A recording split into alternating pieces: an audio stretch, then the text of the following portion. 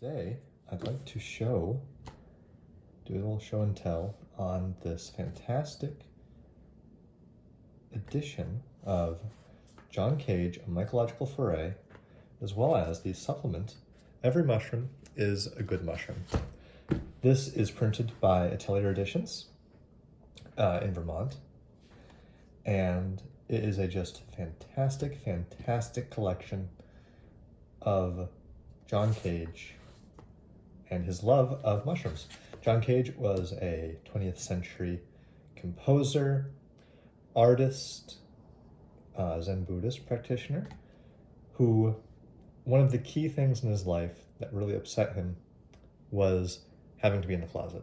He was most active in the 1950s, 1960s, and that really was a major stressor in his life, as it would be for anyone living through that time period who was gay.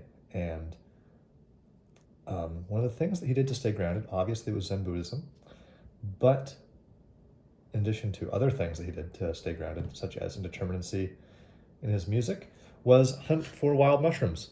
And what we see here is just that, a collection about his love of mushrooms. Now, before we get into this, we'll look at Every Mushroom is a Good Mushroom 2, second printing, second collection. These are just a little postcard size print set of photos of mushrooms, both by John Cage and not by John Cage. You see this one here is done by Phyllis Ma, an American artist. Here, I'm going to try to keep them in the same order. We'll flip through some of them. They are just fantastic. Now, at first, I was thinking of getting these done in such a way that I could have it on the wall, maybe framed. But I mean, there's just too many. So I'm gonna have to do a little postcard photo album book type thing. Either way, I'm still very happy with this. As you can see, they're just amazing full color photos, as well as paintings, etchings. Here, we'll flip through this a little quickly. As well as some writings. This one is not written by John Cage. This was written by Francesca Gavin. Don't know who she is, but little snippets. They are very cool. And now, here's a funny thing.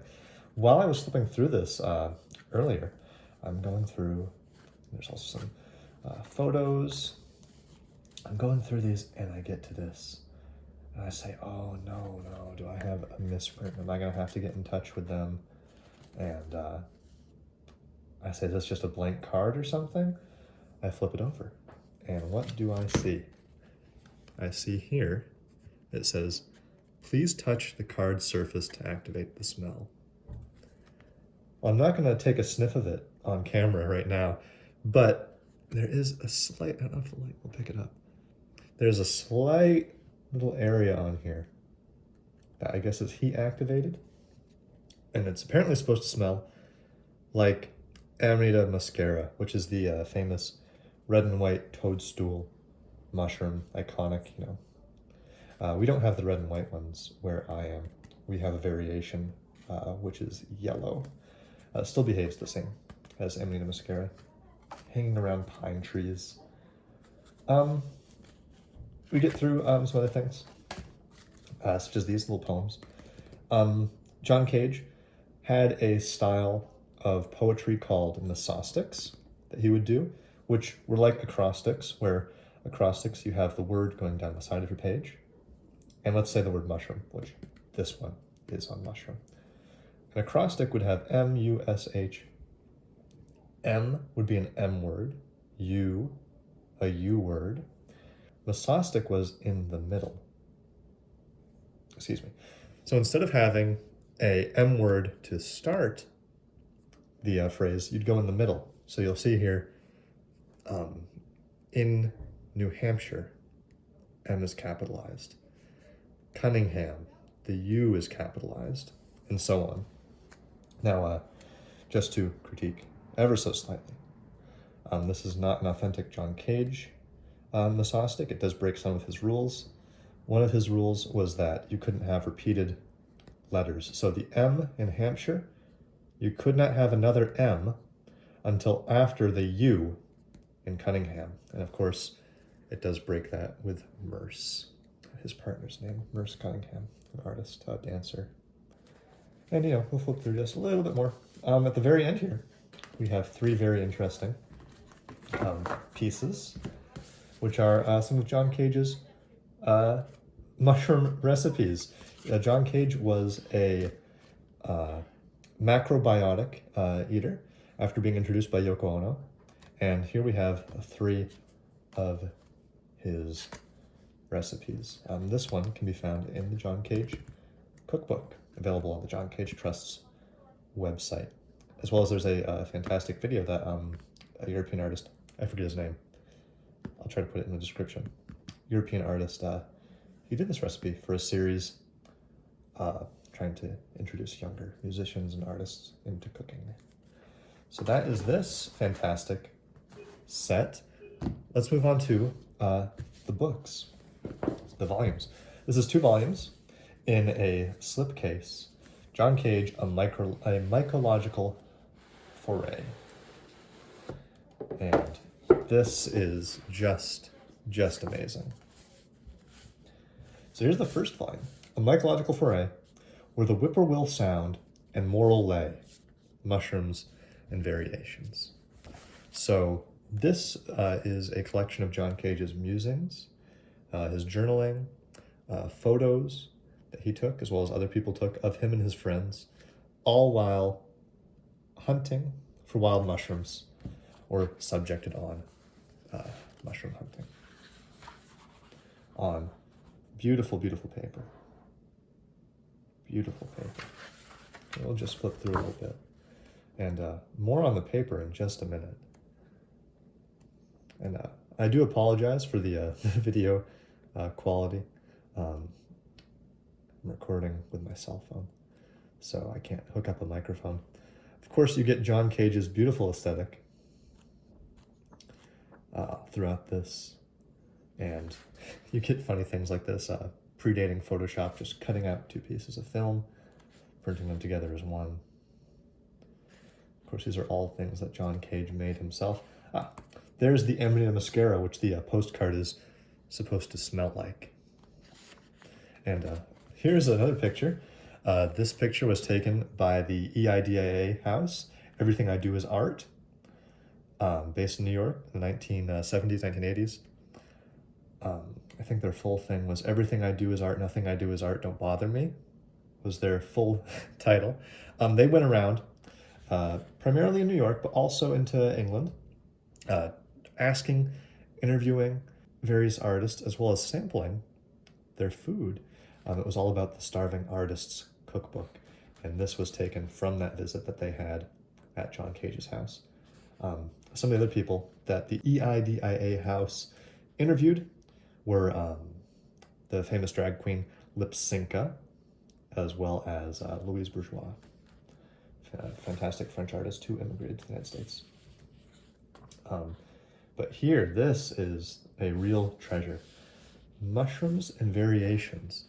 This is a spoken word piece that John Cage created, and the entire thing is reproduced perfectly here.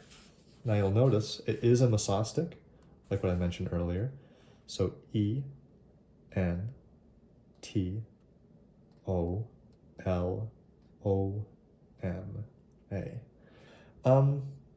The names in the mesostic are as follows. I'm not going to try to read them out loud. They are Latin names.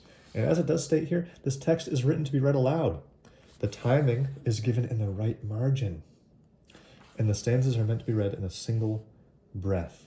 So that is absolutely amazing, and it's the entire piece. It's the entire piece produced on the inside, and you'll see here 58 minutes is the point at which you're supposed to get to here. To get from the top to about where they're on track should take you about 30 seconds. The bottom of the page, about a minute. And it is meant to be read aloud. And this, I mentioned at the beginning how fine the paper is. This is absolutely amazing. Here in the bottom is a footnote. It says, inspired by Cage's 1990 series, Edible Drawings, which were several illustrations he authored upon paper which could be recycled as food, an idea catalyzed by the sight of impoverished South American families boiling ink from newspapers, then eating the reserved pulp. This section of the book is printed upon environmental cartamella paper, paper made from the industrial waste of apple processing. So the paper is just absolutely beautiful paper. This apple paper is probably not hand laid, but I don't doubt that a good deal of it is. So, Mycological Foray, where the whippoorwill is found and the moral lay. Fantastic, fantastic. Now here we get on to the real treat. This is Mushroom Book, a collaboration between John Cage, Lois Long, and botanist, herbalist, scientist Alexander H. Smith. This is the first time it's ever been reproduced in a larger print run than the first time. The first time was a limited edition. I think it was 75 or 80 copies. And pretty much entirely just for friends, and well as some art galleries and thus. So this is a consumer reprinting, but saying consumer, I don't mean to say that it's of lesser quality. This is the finest quality. It really is. So as we'll see, oh, here's a piece. It says released as a limited edition of 75 in 1972. This illustrated book of 20 lithographs, accompanying texts, is a collaboration between John Cage, illustrator Lois Long, excuse me, and botanist Alexander Smith. So here we go. This is Mushroom Book. Here's the title page. And I'll just show this very briefly. You can get the theming right away. It's kind of a craft activity book, almost. It folds out to show the full page. I'm sorry if I'm not picking up everything on it. It does get quite large. But we'll see here. It's the best of what I can do in this recording. So here's the first leaflet on very fine, it's extremely fine paper, very soft. And in this volume, you really do get the John Cage aesthetic. You really do. A fantastic collaboration between the three. It folds out once again. And then what you see is this. You see on the inside, we'll first look at this extremely delicate. It's almost like wax paper, but even lighter. It has hard science from Mr. Smith, as well as,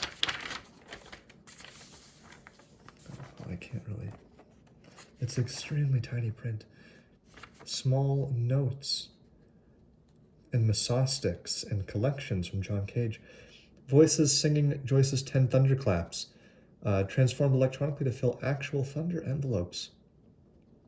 Strings playing star maps, transformed likewise to fill actual raindrop envelopes. So he must have been experimenting with metallic tape or magnetic tape. Of course, Joyce's 10 thunderclaps come from Finnegan's Wake. He must have taken those and read them aloud, and then using the magnetic tape, had them fill the sound. Oh, and here we'll see on the bottom, the mesostic. I'm not sure what on. Of course, I haven't really looked through it quite yet, but then here's the real treat as well. These beautiful hand-done drawings by Lois Long. They're just amazing. Anyway, so this is Atelier Editions John Cage collection of Mushroom Book, as well as a Mycological Foray. A absolute amazing piece, finally available for everyone to enjoy. They do still have these on their website. I'll link to their website in the description of the video. The collection is just Mycological Foray is, I think it was $60. And if you wanted to get the complete package with every mushroom is a good mushroom, I think it was up to $70. But well worth the price, and just an absolute joy of a book. Thank you for joining me.